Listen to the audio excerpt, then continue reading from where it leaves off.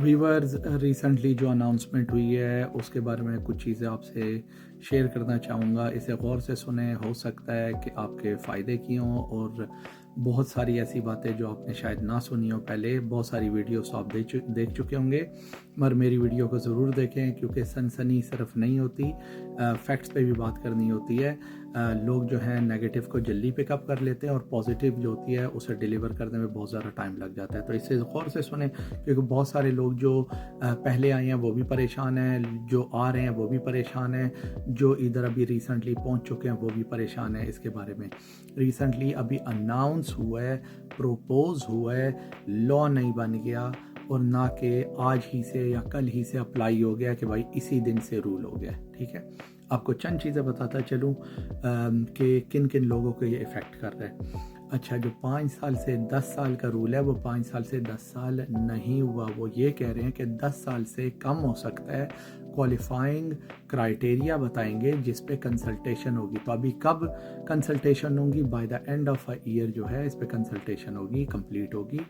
उस कंसल्टेशन के बाद अगर कोई लीगल ग्राउंड्स है जिसे कोर्ट के थ्रू गुजारना पड़ेगा कि कोई ह्यूमन राइट्स या और चीज़ों की वायलेशन तो नहीं हो रही और इस लॉ में कोई चेंजेस तो नहीं करनी पड़ेंगी, उसके बाद जाके आपको एक शेप नज़र आएगी। जिस तरह अगर आपको याद होगा कि 22 जुलाई को रूल चेंज हो गए थे, मगर 22 जुलाई को ये नहीं था हुआ कि 21 जुलाई की रात को कहा था कि सुबह जो 22 जुलाई होगी तो रूल सारे चेंज होंगे। उसमें उन्होंने प्रॉपर एक टाइम दिया था, टाइम फ्रेम दिया था, चेंजेस बताई थी।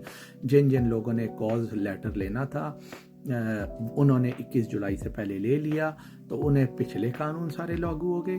और जब 22 जुलाई के बाद जिन जिन ने अप्लाई किया उन्हें नए कानून, नया सैलरी थ्रेशोल्ड, नई रिक्वायरमेंट्स उसे फॉलो करना पड़ा। इसी ही तरह ये 5 साल से 10 साल का जो रूल है इसी ही तरह अप्लाई होगा।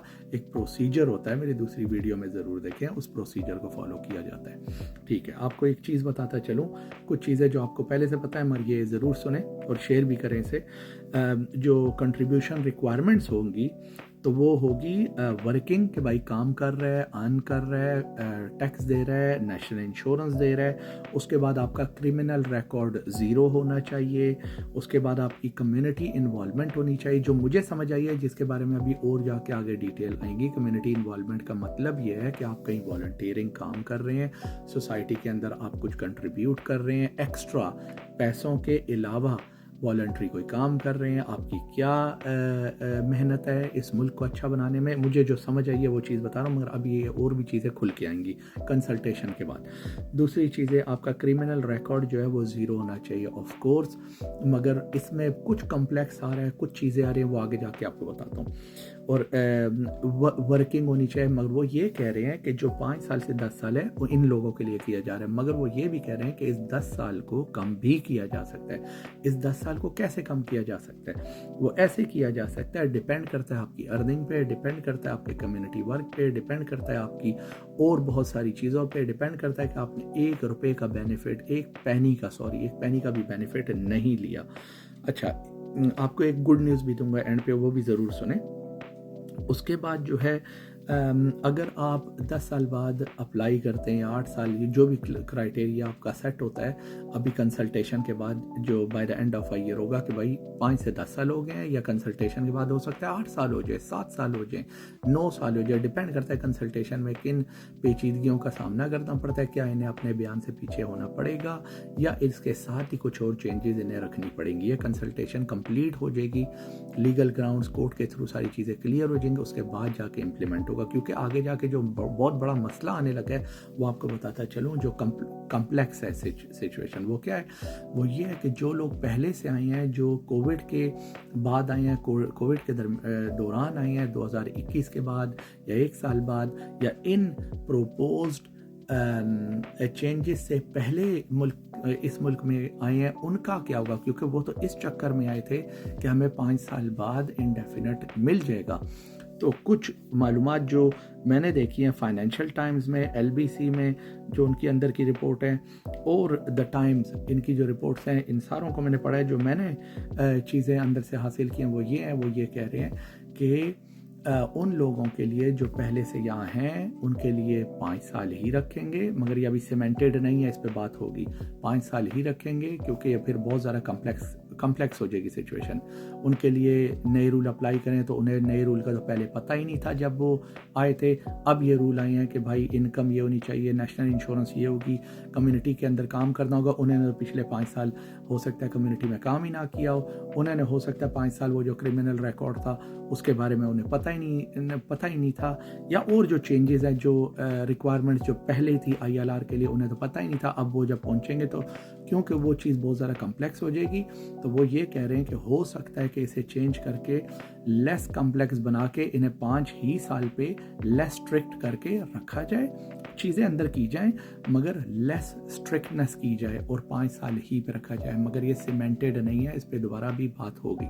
ठीक है, एक तो ये चीज़ हो गई। दूसरी चीज़ आपको बताता चलूँ कि जो ग्लोबल टैलेंट वीज़ा आपने शायद सुना होगा, वो कह रहे हैं कि एक वीज़ा कैटेगरी है जिसका नाम है हाई टैलेंट वीज़ा प्रोग्राम। तो वही चीज़ है, हाई टैलेंट वीज़ा प्रोग्राम जो है उसके नंबर को डबल कर दिया जाए, ये गुड न्यूज़ है। तो जितने पढ़े लिखे अफराद हैं जो आ रहे हैं, क्योंकि ज़्यादातर लोग जो आ रहे हैं वो अगर पढ़ाई के सिलसिले में आ रहे हैं, उन्होंने ग्रेजुएशन की हुई है, मास्टर किया हुआ है, PhD के लिए आ रहे हैं, या रिसर्च प्रोग्रामात में आ रहे हैं, ग्लोबल टैलेंट वीज़ा के प्रोग्रामात पे आ रहे हैं। इस तरह के वीज़ों को कह रहे हैं कि डबल कर दें, कि पहले से ही हमारे पास हाईली स्किल्ड जो वर्कर्स हैं वो UK में आए, हाईली स्किल्ड, और जो लोग आगे जाके मुल्क पे बोझ बनेंगे, बेनिफिट्स अप्लाई कर सकेंगे ILR के बाद, उन लोगों को रिड्यूस किया जाए, नंबर ऑफ़ लोगों को रिड्यूस किया जाए, क्योंकि इकॉनमी पे बहुत ज़्यादा बर्डन होंगे।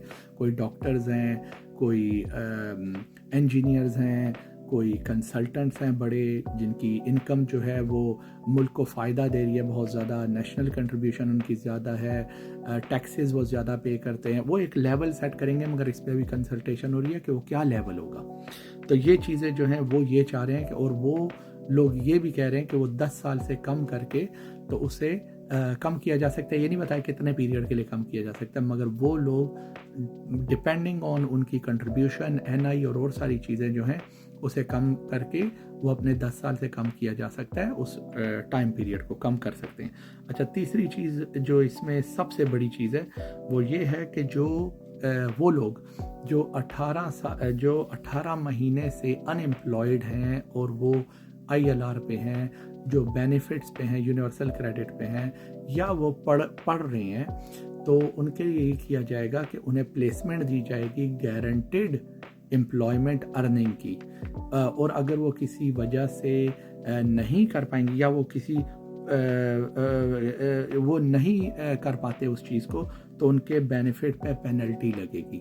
वो ये भी कह रहे हैं, जो यंग है ना, वो यंग को काम पे चाहते हैं, वो चाहते हैं कि प्लेसमेंट हो, वो काम पे निकलें और काम करें। वो चाह रहे हैं कि जो सिस्टम पे बोझ है, जो लोग क्लेम कर रहे हैं बेनिफिट्स, उन्हें कम से कम किया जा सके।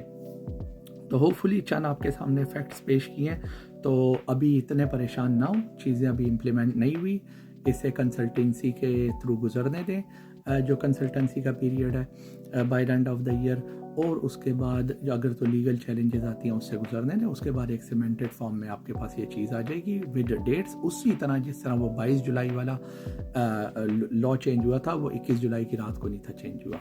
होपफुली इस वीडियो से आपको थोड़ा बहुत सुकून मिला होगा और फैक्ट्स जो है आपको मालूम होंगे, ना कि सिर्फ सनसनी जिसमें सिर्फ टेंशन ही होती है और कोई चीज़ें नहीं होती। Thank you.